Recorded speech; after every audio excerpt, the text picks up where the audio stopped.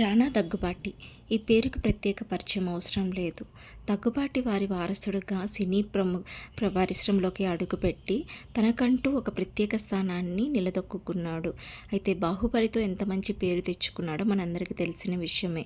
అయితే రానా గారు 2020లో మిహికా బజాజ్ అనే ఆమెతో వివాహం చేసుకున్నారు. వాళ్ళది లవ్ మ్యారేజ్. మిహికా గారు ఇంటీరియర్ డిజైనర్గా ఆమెకంటూ ఒక ప్రత్యేక స్థానం ఉంది. అయితే ఈ కపుల్కి 5 ఇయర్స్ అయినా కూడా పిల్లలు లేరు.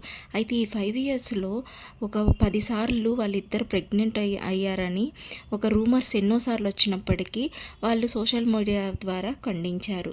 అయితే ఈసారి సోషల్ మీడియా ద్వారానే మనందరికీ తెలిసిన విషయం ఏంటంటే మిహికా బజాజ్ గారు తల్లి కాబోతున్నారంట. అయితే రానా దగ్గుబాటి మరియు రామ్ చరణ్లు ఇద్దరు కూడా ఎంత మంచి స్నేహితులు మనందరికీ తెలిసిన విషయమే.